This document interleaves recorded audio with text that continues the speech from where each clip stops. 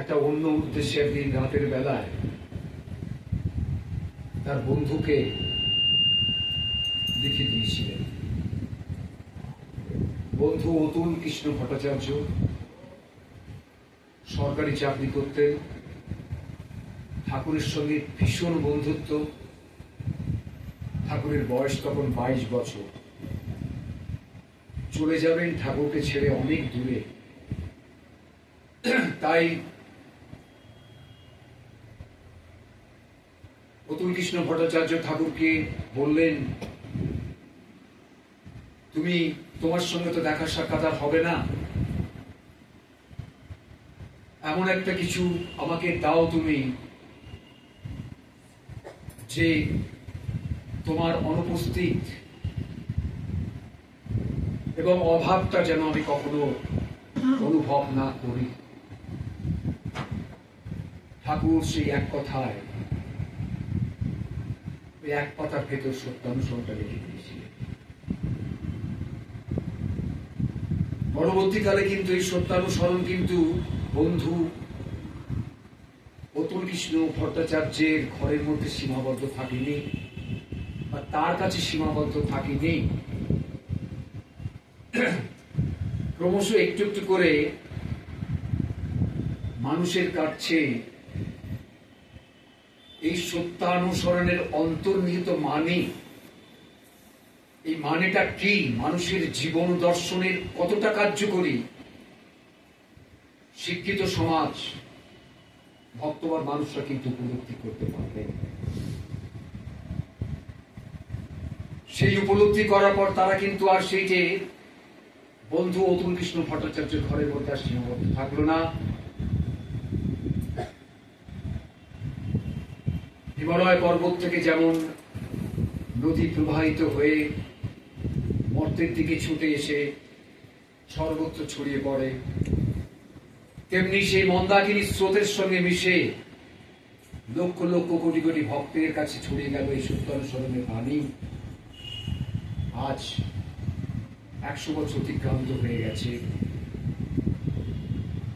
এই বাণীর মধ্যে মানুষের সমস্ত জীবনের যে সমস্যাগুলো, তার সমাধানটা দেওয়া আছে। যারা গভীরভাবে পড়বেন, যারা উপলব্ধি করবেন, যারা আলোচনা করবেন, পরতে পরতে দেখবেন সমস্ত সমাধানটা দেওয়া আছে। তার অনেক বেশি আরো কিছু উপলব্ধি দেওয়া আছে। এই সত্যানুসরণের প্রথম যে কথাটা ঠাকুর বললেন, অর্থ মান যশ, অর্থ মান যশ, যার দ্বারা আমরা আষ্টে পৃষ্ঠে আমরা আমাদেরকে বেঁধে রাখে, সেই অর্থমান যশ। ঠাকুর সেটা বুঝেছিলেন বলেই বললেন, অর্থমান যশ ইত্যাদি পাওয়ার আশায় আমাকে ঠাকুর সাজিয়ে ভক্ত হল না। ঈশ্বরকে নিয়ে, ভগবানকে নিয়ে যে ব্যবসা চলে মানুষের মধ্যে, যে ভগবানের কাছে শুধু চাই চাই চাই চাই, দাও দাও দাও দাও, দিলে তুমি আছো, না দিলে তুমি নেই। আজ 2025 সালের মধ্যে এই যে আমরা আছি, এটা কিন্তু সত্য। আমরা যারা তার দীক্ষা গ্রহণ করেছি, আমাদের মধ্যে এটা কিন্তু রয়েছে। এটা ঠাকুর বুঝেছিলেন 1910 সালে। তাই প্রথম চাবুকের ভাষা দিয়ে তিনি আমাদের সাবধান করবেন, অর্থ মান যশ ইত্যাদি পাওয়ার আশায় আমাকে ঠাকুর সাজিয়ে ভক্ত হয়েও না, সাবধান করবে। তোমার ঠাকুরত্ব না জাগলে কিসে তুমি পাবে? তোমার মধ্যে যদি ঠাকুরত্ব না জাগে, অর্থাৎ ঈশ্বরের গুণাবলীগুলো, ঠাকুরের গুণাবলীগুলো যদি তোমার মধ্যে না জাগরিত হয়, তাহলে তুমি কিন্তু ফাঁকিতে পড়ে যাবে। এবং সেই ফাঁকিতে আমরা বহু মানুষ পড়েছি। অনেক দীক্ষিত মানুষ আমার জীবনে আমি দেখেছি 40 বছর ধরে হারিয়ে গেছে। তারা শুধু ওই প্রথম লাইনের সাবধান বাণী থেকে আর এগোতে পারেননি। সেইটা তাদের ধৈর্য ছিল না বলে তারা হারিয়ে গেছেন। যারা ধৈর্য ধরে তার বাণীটাকে উপলব্ধি করেছেন তারা কিন্তু আঘাত করেছে। ঠাকুরত্বের মধ্যে লুকিয়ে আছে, ঠাকুরত্ব না জাগার মধ্যে লুকিয়ে আছে যজন যাজন ইষ্টরীতি, সস্তনী সদাচার। যজন যাজন ইষ্টরীতি, সস্তনী সদাচার নিষ্ঠা সহকারে যদি পালন না করি, তাহলে আমি প্রথম চোটেই কিন্তু আমি আউট হয়ে গেলাম, আমি আর থাকতে পারবো। এই যজন যাজন ইষ্টরীতির মধ্যে যজন সাধন ভজন, যেটা জপ ধ্যান অজপনা, এই তিনটে নিষ্ঠা সহকারে যারা করেছে তাদের উপলব্ধিটা এমন একটা জায়গায় পৌঁছেছে। মা একদিন বলছেন তার ভক্তদের কাছে, নাম জপ ধ্যান অন্ধকার থেকে আলোর মধ্যে পৌঁছে দেয়, চৈতন্যর জগতে পৌঁছে দেয়। নাম জপ ধ্যান অন্ধকার থেকে আলোর জগতে পৌঁছে দেয়, চৈতন্যের জগতে পৌঁছে দেয়, আমাদের সদা সর্বদা জাগ্রত করে তোলে। এই যে বড় করে বলেছেন, তার ছোট্ট জায়গাটা কিভাবে ব্যাখ্যা করেছেন। আমাদের ভেতর যে ষড়রিপু আছে এবং তার সঙ্গে মন, এই মন আর ষড়রিপুটাই হচ্ছে অন্ধকার। আর বিবেক যেখানে আছে, সত্তা যেখানে আছে, গুরু যেখানে আছে, সেটি হচ্ছে আলোর পথ, সেটি হচ্ছে চেতনার জায়গা, চৈতন্যের জায়গা।